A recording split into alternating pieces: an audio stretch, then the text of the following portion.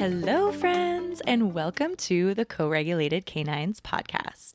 I'm your host, Ashley Cipoletti, and I am so excited to have you here with me today.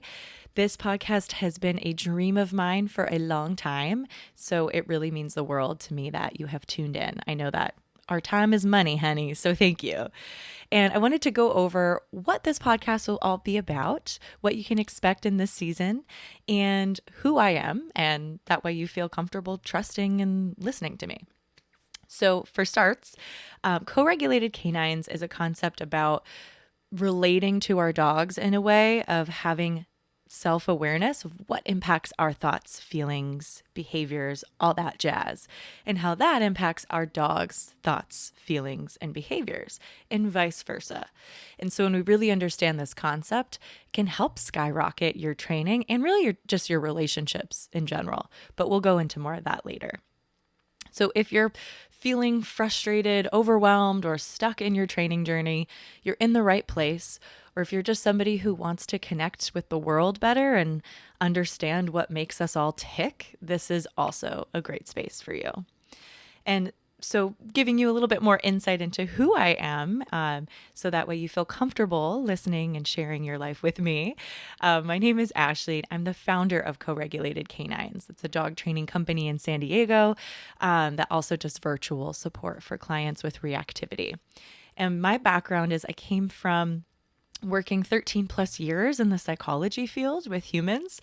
So I supported individuals with homelessness, addiction, trauma, you name it, kind of all parts of that experience in the psychology world I had.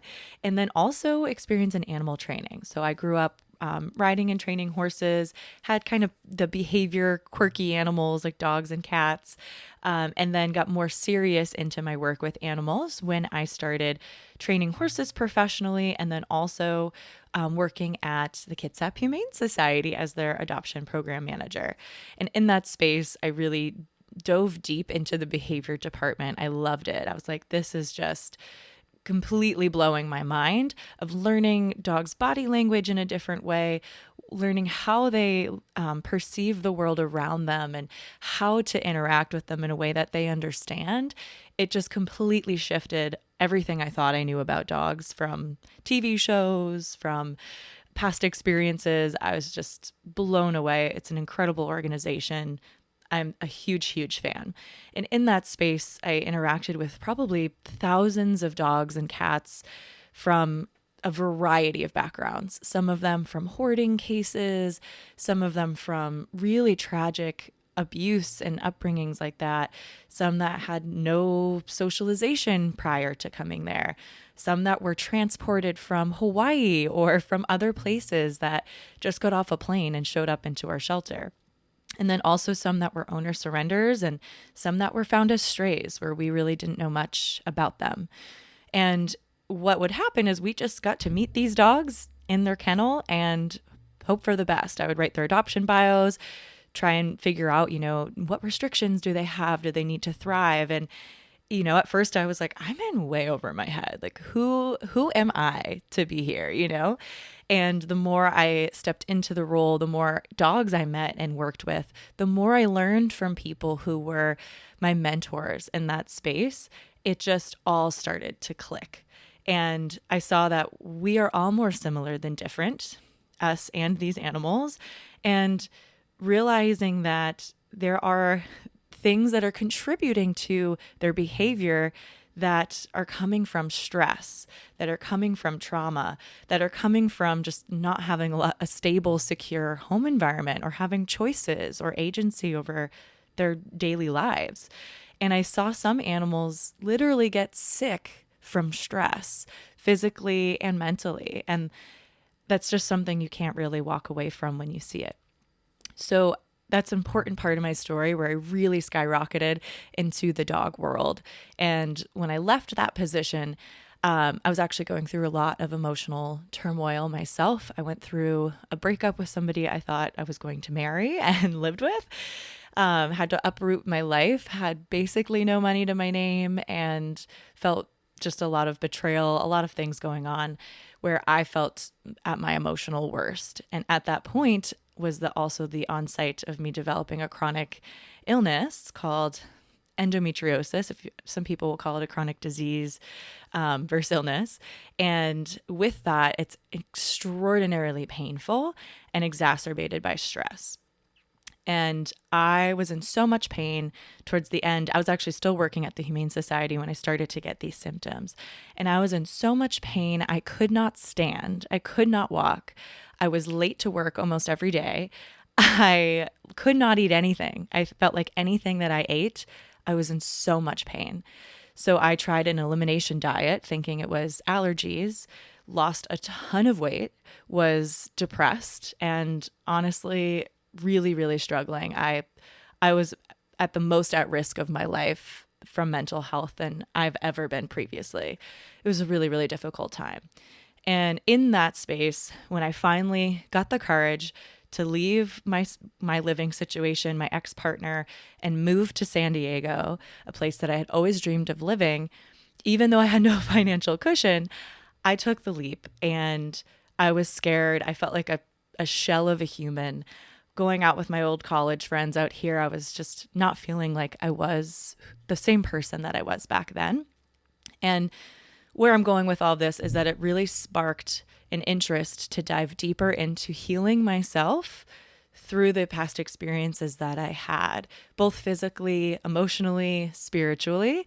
And while I was on that journey, I was kind of just trying to get any kind of job at the time to pay the bills as I moved here. And part of it was working at a gym. Another part was, walking and dog sitting and all of that. And another part was actually training for a company before they required training certifications. I was like, all right, got this training job, and I was teaching puppy classes and reading all the dog training books while also, going to the gym, working out, getting that. And then I actually started working in human mental health, doing some social work with homeless youth, and helping them kind of get a roof over their head, figure out where they were going, all of that. So I was doing a lot at once, but they all felt connected to this experience of trying to heal the self and relating to others. And I couldn't help but make all these connections. And so as I dove into my training world, I started to love it more and more and more, and pursued further certifications to do it officially, to do it the right way, because I didn't want to be part of the problem in the training industry. If you don't know, it's a hot mess out there. And so I did that and still found myself gravitating towards the behavior cases. I was like, I don't really care about teaching a dog sit and lay down and like tricks. Like, it's fun, it's cute, no shame to anyone who loves that. It wasn't for me. What I loved was seeing an animal having a hard time and helping them through it. Something about that was just so beautiful and magical to me. And also being able to help people who see their animals suffering or having a hard time, and helping them get that result with their dog was huge, because also you can see their stress and anxiety levels lift throughout that process too, where I was like, wow, I feel like I'm in such a cool position to guide people and their animals through living life less worried and less stressed, and being able to live more. What a cool job. And so throughout the years, I was doing that and working in different mental health jobs, also working, supporting people with addiction and trauma, and really kind of just having these two spaces between like human mental health and education, and animal mental health, and educating people about that. I was like, I can't leave one of these spaces. I just love them both. And over the years, I was like, I'm just going to start this like little Instagram thing and try and just have it be free tips and free support for people about their dog, and they can learn about body language and learn all these things. And eventually it kicked off to starting my own business through that.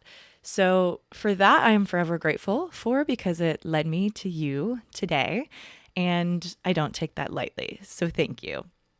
And what you can expect from this podcast going forward is a mix of breaking down these big dog training concepts into really plain language, bite-sized pieces that you can relate to, and then also sharing personal stories, hopefully to inspire you, and practical strategies to help you feel like your best self with or without animals, and then also in relation to your animals.